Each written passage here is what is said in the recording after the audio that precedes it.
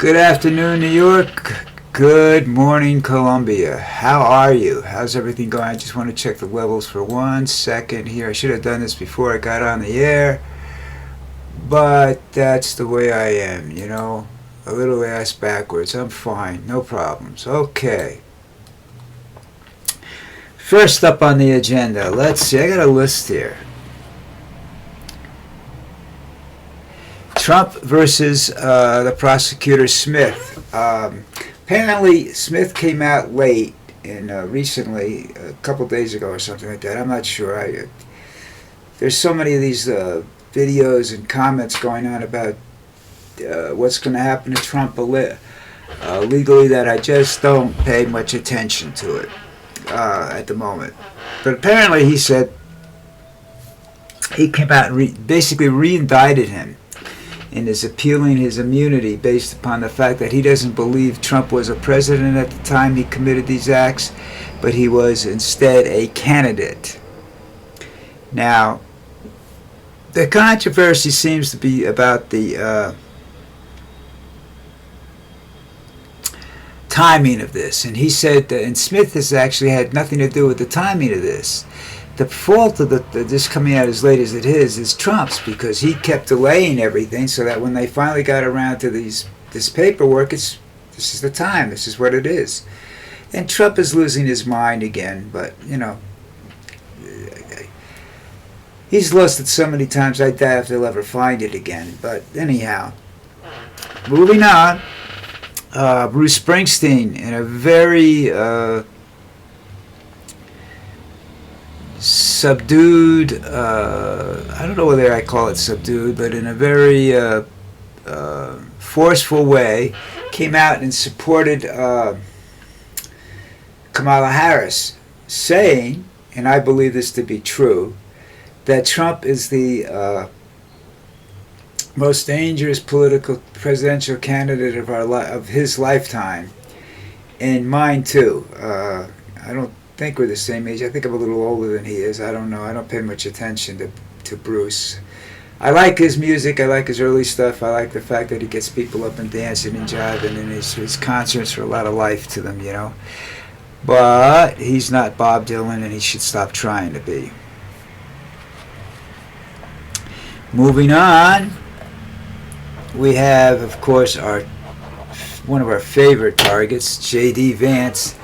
J.D. Vance hates women, and I don't understand how he can hate women and be married to an Indian woman. I don't understand anything he's doing other than the fact that it's an attempt to grab power, part of the power that's Trump, you know. And when you come out there and you say stuff like that, and you're either coming across as genuine or you're coming across as disingenuous. And he comes across as disingenuous, and I'm sorry about that. I mean, I don't believe anything a man says anyhow, but to come across as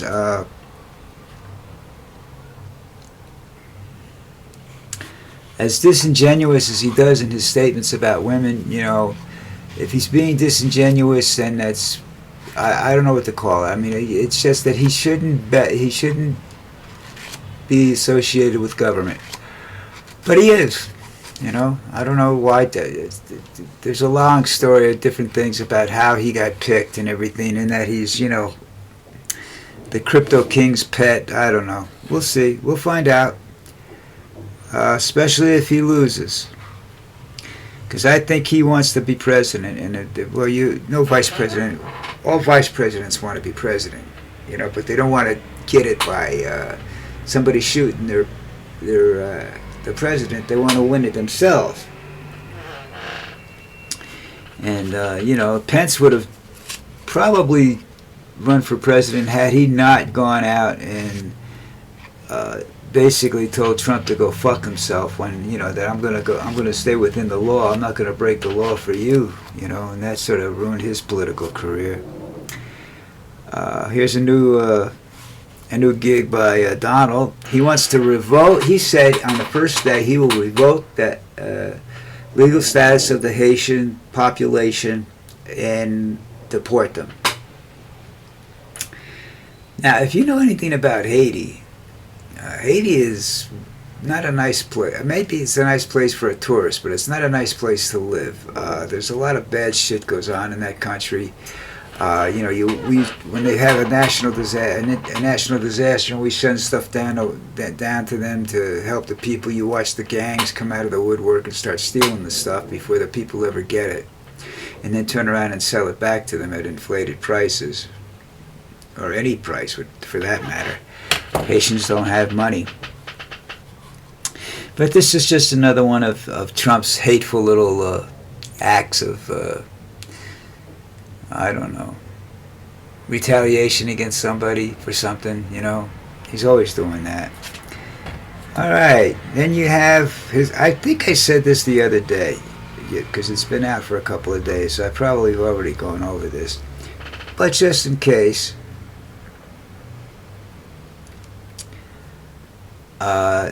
we have MELANIA. I think that's how he says it, MELANIA. It doesn't look that way when I look at it, but, you know. Hey, I gotta say it the way they say it. Came out and said she supports abortion rights. And rather than create the controversy that was created by this remark, Trump comes back and says, "Oh, she could say whatever she wants. I would never keep her from saying anything." And ladies and gentlemen, that is one of the biggest bullshit stories of the week with Donald. But but MELANIA apparently, wants to do something that's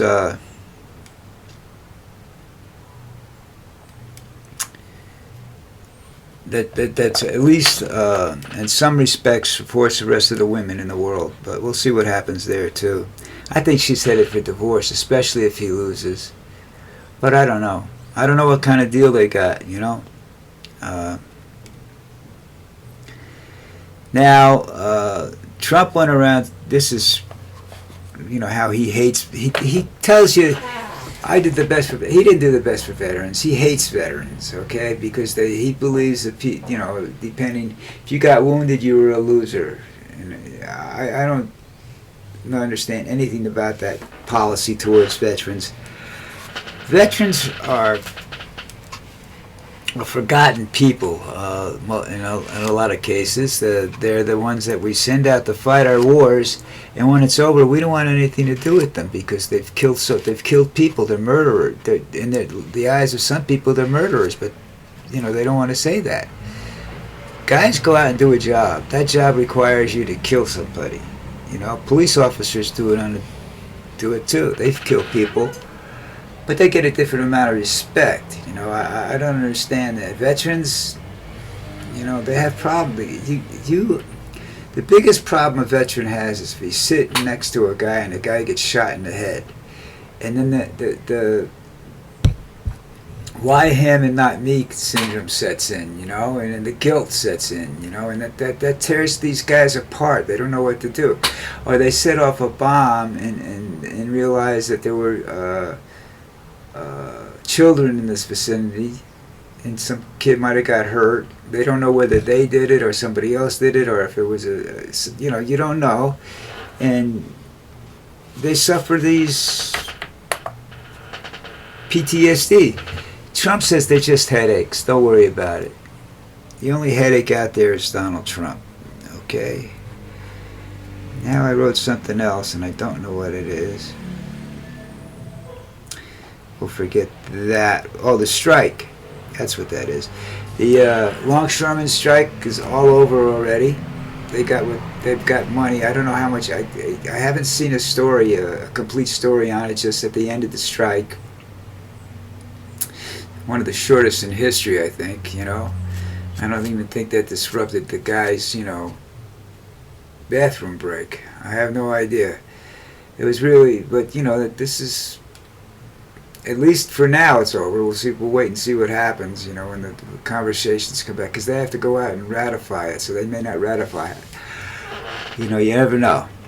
Okay, because they always think that the guys that are doing that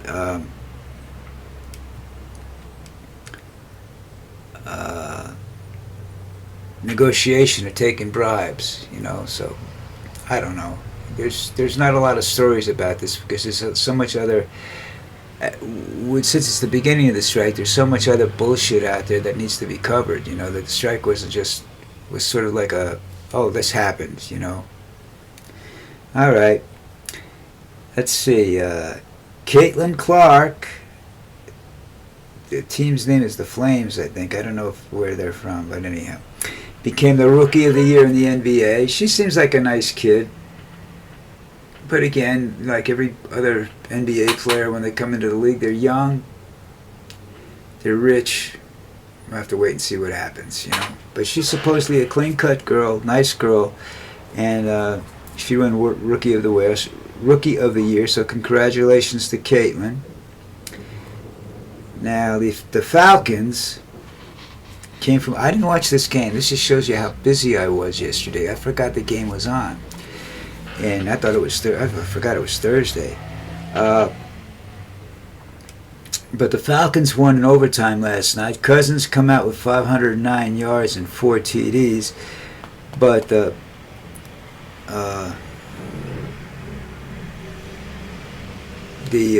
Tampa Bay quarterback, I just drew a blank on his name. Anyhow, he came out with 19 of 24 for 300 and some odd yards, 180 yards and 3 TDs. So he had a good game. The defense played well. It wasn't really a defensive struggle, I guess, you know, when you have that many points scored. Now I have no idea what this says. Oh, the Buffalo linebacker Van Miller was suspended for 4 games, and I can't find out why. You know, that kind of crap bothers me. I can't really find out the reason. It says for personal conduct rules of the NFL, which, you know, I think half the players out there should be fined or suspended for that. But, you know, oh, what could you say? Now, when I'm looking at the news headlines, there's a couple of days ago there was one where there's a battle going on to save this warplane, the A-10. This is one of the best ground support weapons that the Americans have, and apparently somebody doesn't like this plane. I don't know why, but it carries enough munitions to take out a company of a small like a brigade of soldiers. They're just amazing ground support weapons, and I don't know why we would. I guess they just don't want to. You know, they want the guys to go out and get killed or something like that. I have no idea what they're doing. Of course, I guess you know that this appeared to be old news, but Liz Cheney was out last night. I think it was last night. Well, the way the article was written, it appeared to be last night, in support of Kamala. And she, too, agrees with Bruce that, you know, we're facing some dangerous times, because never in the history of this country have we had a man running for president that's so dangerous, you know, to the Constitution of the United States. Trump has stated that he wants to do away with the Constitution of the United States. You know, he wants to rewrite it in his vision, you know, which is what Hitler did with Mein Kampf, you know. And he just used things to say they're very similar people, and this is what I'm surprised that nobody brings this out. The Republicans and the Nazis are and the fascists, whatever you want to call them, but they're Nazis, are very similar in some of how they're trying to obtain certain objectives. Hitler blamed the failure of World War I and all the struggles of the German people afterwards. He needed somebody to blame, so he didn't want to blame the generals who were really at fault, or the Kaiser. I think he blamed him. That's how he got elected. But then he turned around and he blamed the Jews for the state of the economy and everything in Germany. So here we go. We sit now with a different set of circumstances, a different fascist trying to gain power. And Trump is sitting around and he's blaming just about everything from the toilet paper shortages to whatever you want to, anything you can possibly think of. He's blaming it on immigrants. Are there a lot of immigrants in the United States? Yes. My family's made up of immigrants, of people from various nationalities. I'm German, Scottish, Irish, English, and I'm told there's a tiny bit of American Indian in me. I can't prove any of this stuff. But my mother's family was located near the reservation in Pennsylvania, so I don't know, anything about that. My mom never told me anything. I just have pictures of a man that's in my family Bible, so I don't know what that, I can't really prove anything, and I'm not obsessed by it, My mom says that's why I'm good in the woods and everything, because I have Indian blood in me, Well, if that's true, that's fine. I have no problem with that. My mom always rooted for the Indians and the Westerns, and I sat there and said, they're going to lose, But she still rooted for the Indians, and so did I. So, that's that part of it. I just forgot the rest of the conversation. Not important. I'm pretty much done for today. I don't know what's going to happen today, so I might come back and just do football tomorrow. We don't know. We'll have to wait and see. But in the meantime, you should really take a look at some of the people that are the Republicans that are against Trump, and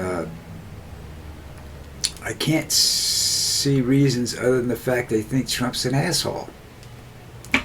But again, we'll have to, see what you think. I don't think I have a subscribe button or anything. So you could probably go to a comment section, I think, and say something to me if you want to. But the more views I get, the better off I am with the YouTube. Likes me or not. I have a long, long way to go to. If you think I'm making money, I need to go. I got a long way to go. I got about I had 158 views on my last month on my videos on YouTube, and then that's not counting the ones that from other places, people that saw it someplace else. But I think it's like 2,000 or 20,000 views before I make any money. I can attempt to make money from this. So I'm not making money from this. I'm just doing this for fun right now. So anyhow, you guys, if you see something like a comment, just say, if you click the comments and you say something, whether it's positive or negative, at least shows that you're watching me, and I appreciate that. Whoever watches me, you got a strong constitution if you can put up with me. All right, people, I'm out of here.